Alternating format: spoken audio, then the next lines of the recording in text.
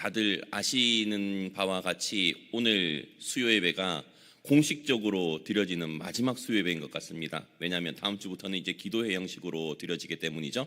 그 말인즉슨 오늘 소망 찬양대회도 마지막으로 서는 날이었습니다. 그동안 너무 수고하셨는데 한번 박수 드릴까요? 오늘 본문은 요한계시록에서 예수님께서 친히 사도 요한에게 소아시아 7교회 하신 이야기 가운데 가장 마지막 교회인 라오디게아 교회의 이야기입니다. 그런데 이 라오디게아 교회의 이야기를 하기 전에 한 영상을 봤으면 좋겠는데요. 이 영상이 뭐냐면 지난주 토요일 날 그 중고등부에서 수영로 교회에 요한계시록 뮤지컬을 보러 갔었습니다. 그런데 그 뮤지컬 가운데 에베소 교회부터 시작해가지고 맨 마지막 라오디게아 교회까지의 이야기를 이제 예수님의 사랑 이야기로 이제 풀어가지고 한 건데 이게 교회마다 특징을 너무나도 잘 살려놨었거든요. 그런데 중고등 아이들 보면서 교회 이야기를 모르면서 이거 봐도 재밌는데 교회에 대한 이야기를 알면서 이 뮤지컬을 봤으면 얼마나 재밌었을까 하는 아쉬움이 사실 있었습니다. 그래가지고 오늘 마지막 수요 예배 때 우리 성도님들 같이 그 라오디게아 교회에 관한 그 뮤지컬 일부분을 보고 한번 진행해 보도록 하겠습니다. 틀어주시기 바랍니다.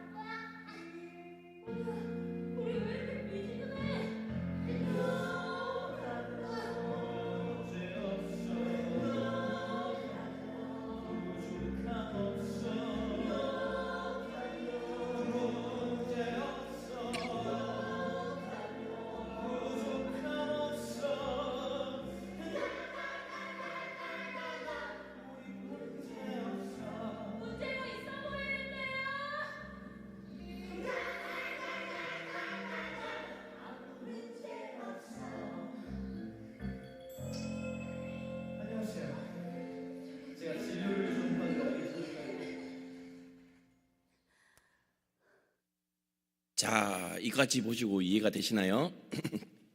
맨 처음에 저작권 관련된 영상 그 자막이 나왔었는데요. 저작권 문제는 제가 어제 광야 아트센터랑 전화를 해가지고 아무 문제 없게 했습니다. 자, 아까 영상을 보셨다시피 영상에는 몇몇 환자들이 나오고 아무런 걱정이 없다고 이야기하는 장면들이 참 많이 나옵니다. 그런데 아무런 문제가 없다고 하는 이유 저변에는 무엇이 바탕이 되는지 아십니까? 너무나도 풍부한 자원이 바탕이 되기 때문입니다. 라오디게아 교회는 특별한 수원이 없습니다. 그 지역에서 물이 안 나오는 거죠. 그래서 북서쪽으로 10km 정도 떨어진 히에라볼리, 우리가 흔히 지금 말로는 파묵갈레, 혹시 들어보셨습니까? 그 석회질 때문에 온천이 마르면서 하얀색 엄청나게 이쁜 목화꽃처럼 피어나는 그런 여행 가시면 보실 수 있는데요. 그 온천수와 북동쪽에서는 15km 정도 떨어진 골로새에서 만년설이 녹아 흐르는 물을 수도로 끌어와서 사용했습니다. 그러니까 양쪽에서 뜨거운 물, 차가운 물을 받아가지고 썼던 것이죠. 그런데 차가운 물은 이제 라오디게아 교회로 슬슬 오면서 식어버리고 또한 미지근해지게 돼버리는데, 문제는 이 온천수 쪽에서 오는 게 석회질 덩어리 물 아니겠습니까? 여행 가셔보시면 알겠지만 제일 힘든 게 뭐죠? 물갈이지 않습니까? 그래서 물이 상당히 중요한데 이 석회질 물을 먹으니까 사람이 괜찮아지겠습니까? 문제가 많죠. 환자들이 많아지는 거고요. 그러다 보니까 어쩔 수 없이 의료가 발달한 도시가 바로 라오디게아이란 도시입니다. 은행업도 번창했었고요. 그리고 기름진 땅 때문에 목축업과 농업도 발달했고, 그래서 소아시아 7교회 가운데 가장 부자 도시였습니다.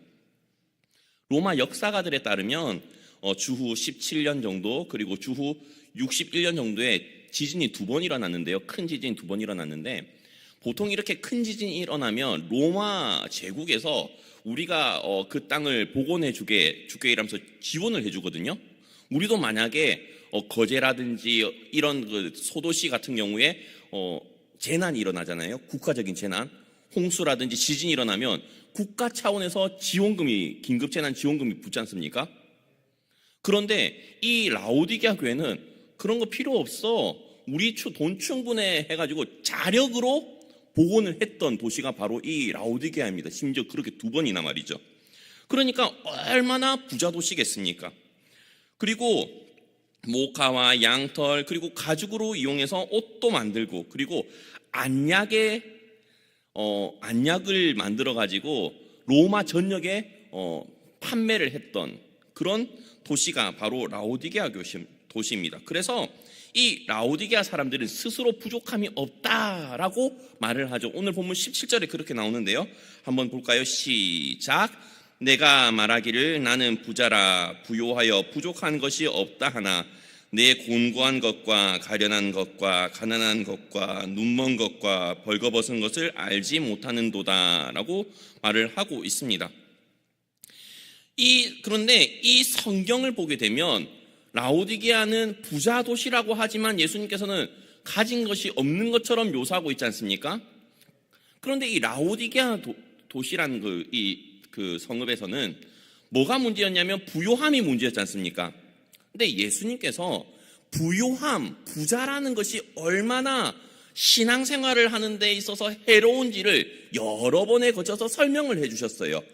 물론 이제 예수님이 아니라 하나님께서 모세를 통해서 설명하신 부분도 있는데요. 신명기 8장 11절부터 14절에도 모세 율법 가운데 그 말씀이 있거든요. 제가 한번 천천히 읽어드리겠습니다. 내가 오늘 내게 명하는 여호와의 명령과 법도와 규례를 지키지 아니하고 내 하나님 여호와를 잊어버리지 않도록 삼갈지어다. 내가 먹어서 배부르고 아름다운 집을 짓고 거주하게 되며 내 소와 양이 번성하며 내 은금이 증식되며 내 소유가 다 풍부하게 될 때 내 마음이 교만하여 내 하나님 여호와를 잊어버릴까 염려하노라. 여호와는 너를 애굽 땅 종되었던 집에서 이끌어내시고, 자, 부자인 게 경계해야 된다고 하나님께서 말씀하시죠. 그리고 이 말씀을 보게 되면 저는 아굴의 기도가 또 생각이 납니다. 잠언 30장 7절부터 9절이죠. 제가 여러 번 했던 것 같은데요. 다시 읽어드리겠습니다. 내가 두 가지 일을 주께 구하였사오니 내가 죽기 전에 내게 거절하지 마시옵소서. 곧 헛된 것과 거짓말을 내게서 멀리 하옵시며 나를 가난하게도 마옵시고 부하게도 마옵시고 오직 필요한 양식으로 나를 먹이시옵소서. 혹 내가 배불러서 하나님을 모른다 여호와가 누구냐 할까 하오며 혹 내가 가난하여 도둑질하고 내 하나님의 이름을 욕되게 할까 두려워함이니이다 라는 말씀이 있죠. 부자라는 것이 얼마나 경계해야 되는 것인지 아굴의 기도에서도 나옵니다. 또 신약시대 때 예수님께서 부자 청년과 이야기하는 내용이 또 나오죠. 마태복음 19장 21절부터 24절인데요 제가 또 읽어드리겠습니다. 예수께서 이르시되 내가 온전하고자 할진대 가서 내 소유를 팔아 가난한 자들에게 주라. 그리하면 하늘에서 보화가 내게 있으리라. 그리고 와서 나를 따르라 하시니 그 청년이 재물이 많음으로 이 말씀을 듣고 근심하며 가니라. 예수께서 제자들에게 이르시되 내가 진실로 너희에게 이르노니 부자는 천국에 들어가리가 어려우니라. 다시 너희에게 말하노니 낙타가 바늘기로 들어가는 것이 부자가 하나님의 나라에 들어가는 것보다 쉬우니라 하시니. 자, 이만큼 부자는 하나님 나라에 들어가기가 어렵고 신앙으로 사는 것이 참 힘이 듭니다. 그리고 우리가 알고 있는 이 라오디게아라는 도시는요 주후 494년 완벽하게 지진으로 이제 망하게 됩니다. 그래가지고 이제 7세기 인근의 다른 지역으로 옮겨고 도시 이름도 바뀌게 되는데요. 이렇게 부자 도시였고 아무것도 부족함이 없었던 이 라오디게아 교회를 향한 예수님의 말씀은 무엇인지 아십니까? 자, 14절이죠. 라오디게아 교회의 사자에게 편지하라. 아멘이시요 충성되고 참된 증인이시요 하나님의 창조의 근본이신 이가 이르시되. 아멘이란 말은 여러 번 들어서 아시겠지만 저도 그렇게 생각합니다.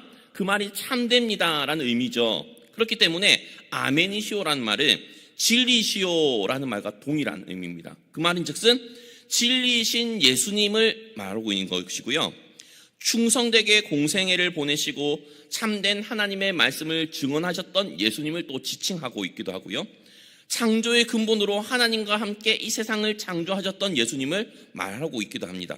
그런 예수님이 라오디게아 교회를 향해서 뭐라고 말씀하셨느냐? 15절 16절이죠. 내가 내 행위를 아노니 내가 차지도 아니하고 뜨겁지도 아니하도다.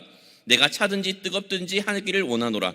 내가 이같이 미지근하여 뜨겁지도 아니하고 차지도 아니하니 내 입에서 너를 토하여 버리리라. 어쩔 수 없이 지리적 특성상 미지근한 물, 석회질이 가득한 물을 마시다 보니 몸이 안 좋아질 수밖에 없었습니다. 그런데 라오디게아 사람들은 그것도 모른 채 부자로 살 수 있는 것에 오로지 만족하면서 그 물도 마시죠. 그런데 물만 마시는 것이 아니라 부족함이 없다 보니까 차지도 않고 뜨겁지도 않고 하는 것이죠. 그러면서 아까 보셨던 그 영상에서 여주인공 에클레시아가 뭐라고 말합니까? 라오디게아 사람들은 아무 문제 없어 라고 하면서 no problem 이라고 말하지만 문제가 있어 보이는데요 라고 하지 않았습니까? 그런데 그 이후의 영상이 그 뮤지컬 내용이 어떤 거냐면 그중 한 사람이 약을 마시면 물이 맛있어진다고 합니다. 실제로 뮤지컬에서 에클레시아는 그 약을 마시고 물을 맛있게 먹죠. 그런데 그 약을 먹고 물을 마신다고 해가지고 자신의 몸이 안 상하겠습니까? 상하죠. 석회질 물을 마시고 있는데.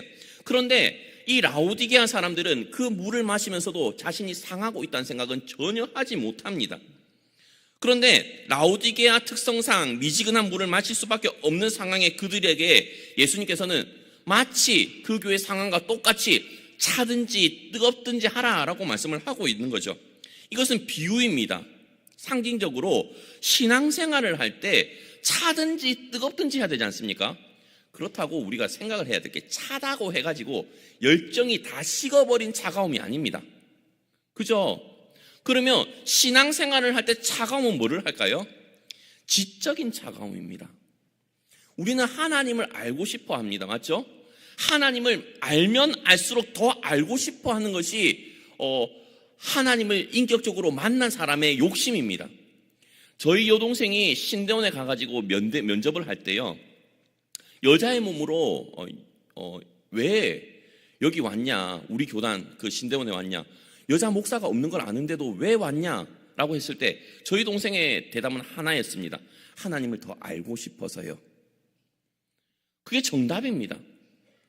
정말로 하나님을 믿고 신앙생활을 하다 보면 더 알아가고 싶은 게 당연한 것 아니겠습니까? 그러니까 신앙생활을 할 때 사람마다 여러 갈래로 나뉩니다.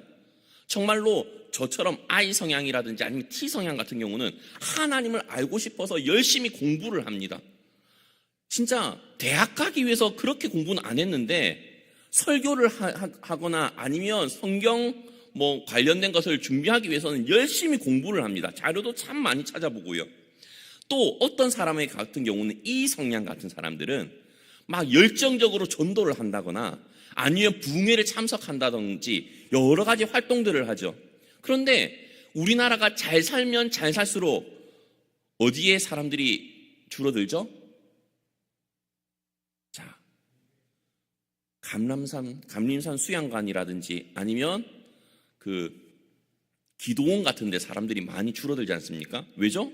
열정이 다 식어버렸거든요. 하나님을 처음 만났던 그 뜨거움이 사라지고 있거든요. 그런데 하나님을 만나고 하나님을 더 깊이 알기 위해서 그 어떠한 방법이든지 차가운 열정 아니면 뜨거운 열정이라도 가져야 되는데 가지고 있지를 않다는 겁니다. 요즘에 MZ세대는 차가운 열정이 너무 심해가지고요. 겨울에도 아아를 마십니다. 아아가 뭔지 모르시죠? 아이스 아메리카노를 아아합니다. 저는 한여름에도 뜨거운 커피를 마시니까 이해가 되지 않거든요.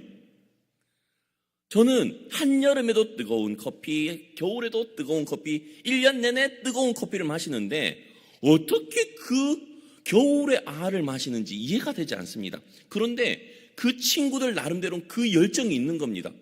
몸이 너무나도 뜨거우니까 겨울에도 아아를 마실 수 있는 거죠. 그럼 저는 몸이 왜 그런지 모르겠습니다. 자, 그렇게 하나님의 말씀으로 세상을 바라보고 그 세상 가운데 어떻게 살아갈지 사명으로 살아가야 되는데 차갑지도 뜨겁지도 않고 흐리멍텅 미지근하게 돼버린 것입니다. 그리고 라오디게아 사람들은 물질의 풍요함 때문에 주님에 대한 모든 열정을 잃어버렸습니다. 더 알고자 하는 열심도 잃어버렸고요. 주님이 나에게 맡겨주신 전도의 사명 아니면 다른 어떤 사명도 잃어버리게 되고 그냥 이런들 어떠하리 저런들 어떠하리 하면서 no problem 아무 문제 없어라고 살아가고 있다는 것입니다. 그리고 나서 예수님께서 뭐라고 말씀하시냐면 17절에 내가 말하기를 나는 부자라 부요하여 부족한 것이 없다 하나 내 공고한 것과 가련한 것과 가난한 것과 눈먼 것과 벌거벗은 것을 알지 못하는도다. 부자라고 외치지만 얼마나 곤고한 상황 가운데 처해져 있는지 알지 못한다고 말합니다. 부자라고 말하지만 진짜 가난하다고 말을 합니다. 그리고 심지어 가련한 상황이라고 말하고 있지 않습니까? 안약이 발달된 도시에 살고 있지만 정작 눈이 멀어버린 것도 모른다고 합니다. 모직업이 발달해가지고 정말로 모피로 몸을 두를 수 있는 그런 의류를 생산하고 입을 수 있는 도시에 살고 있지만 벌거벗은 줄도 모르고 생활한다고 책망하고 있지 않습니까? 오늘 본문에서 참 아이러니합니다. 뭐가 아이러니하냐고요? 그들이 자랑하는 것 하나 짚어가면서 너희가 안약으로 유명해? 눈이 멀어버린 줄 모르잖아. 모직업으로 유명해? 옷 벗은 줄 모르는구나. 부요해? 가난한 줄 모르는구나. 예수님께서는 그렇게 콕콕콕 라오디게아 교회가 자랑하는 것만 집어서 이야기를 하고 있다는 것입니다. 물질적으로는 부유해가지고 지진이 나더라도 로마에 아무런 지원 없이 복구를 빠르게 할 재정이 있을지 모르지만 영적으로는 그 어떤 주님의 은혜를 구할 수도 없을 만큼 곤고하고 가련하고 가난한 상태라는 것을 미처 그들은 알지 못하고 있다는 것입니다. 그런데 우리도 마찬가지 아닙니까? 물질의 축복이 하나님의 모든 축복인 것처럼 알고 세상을 살아가다 보면요, 정작 우리에게 필요한 하나님의 말씀에 대한 사모함은 사라지게 되고요, 점점 더 곤고하고 가난해지고 가련한 상황에 빠져 있는데 그것을 알지 못하고 살아가고 있는 우리의 모습과 뭐가 다르냐 이 말입니다. 그렇죠. 이런 라오디게아 교회 성도들에게 예수님은 또 뭐라고 말씀하십니까? 18절이죠. 내가 너를 고나노니 내게서 불로 연단한 금을 사서 부요하게 하고 흰옷을 사서 입어 벌거벗은 수치를 보이지 않게 하고 안약을 사서 눈에 발라 보게 하라. 여기서 중요한 건 뭐냐면요, 뭐를 다 사라고 하지 않습니까, 예수님께서? 근데 누구한테 사라고 하죠? 내게서, 저 말고요, 예수님에게서 불로 연단한 금을 사라고 하고요, 흰옷을 사라고 하고요, 안약을 사라고 한단 말입니다. 다른 사람이 아니라 예수님에게서요. 금을 사라고 하죠, 흰옷을 사라고 하죠, 안약을 사라고 합니다.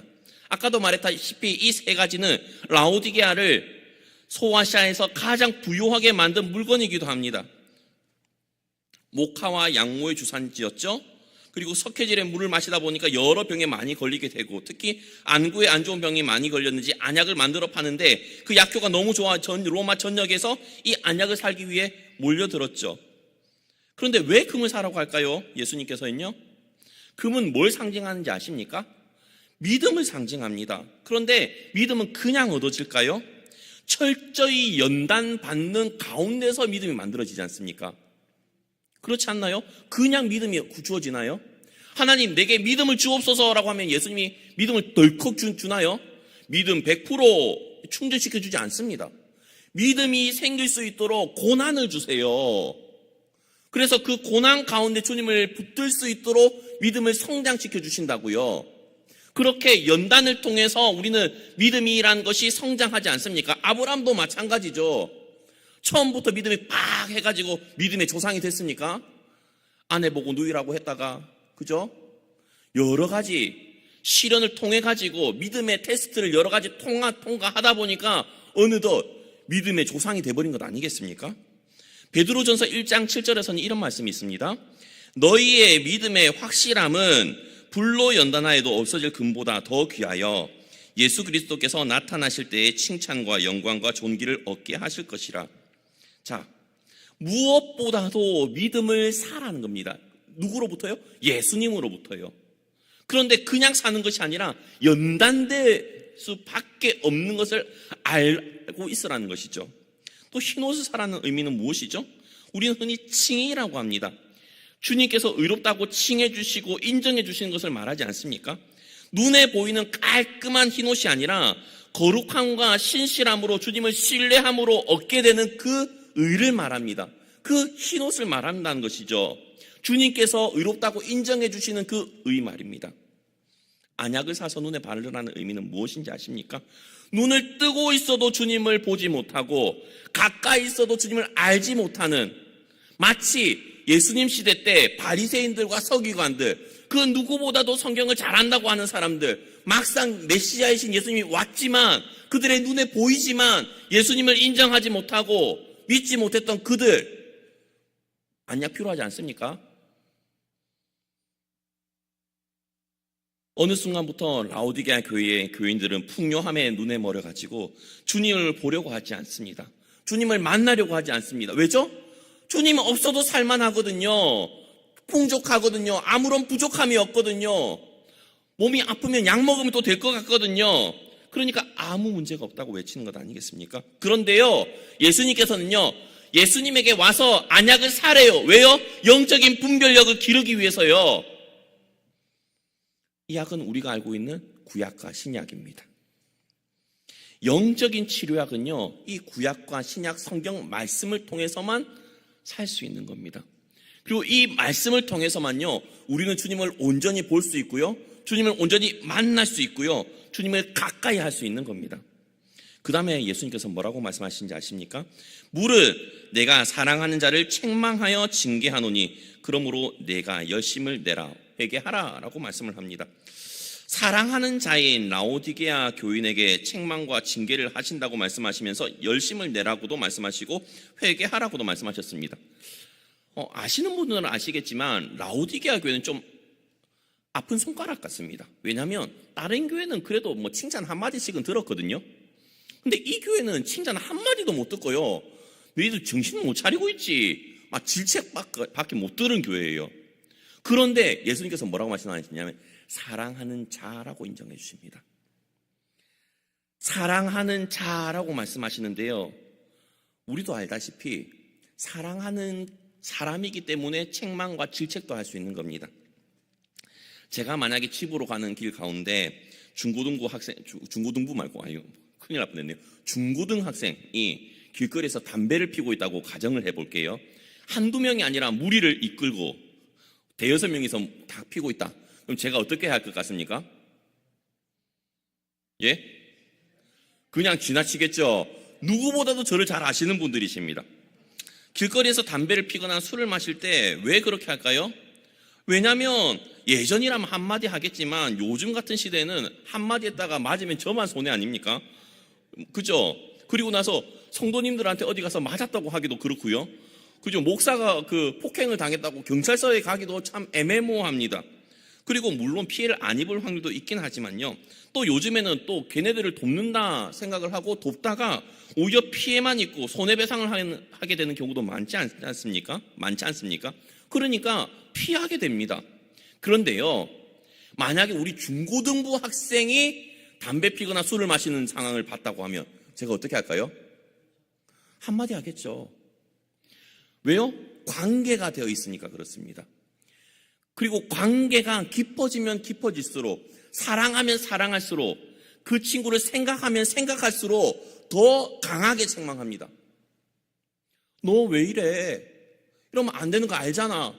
목사님 예전의 모습을 닮고 싶니? 막 이렇게 하면서 책망하지 않겠습니까? 그런데요, 예수님도 마찬가지입니다. 라오디게아 교회 교인들이 잘한 거 다 나왔고요, 잘난 거 하나도 없지만요, 책망과 질책을 하신 이유가요, 사랑하시기 때문이라고 합니다. 그렇지 않습니까?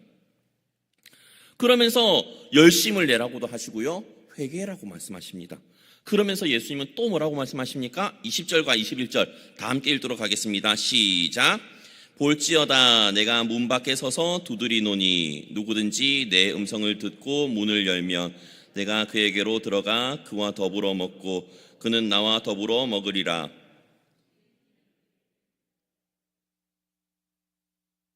내가 이기고 아버지 보좌에 앉은 것과 같이 하리라.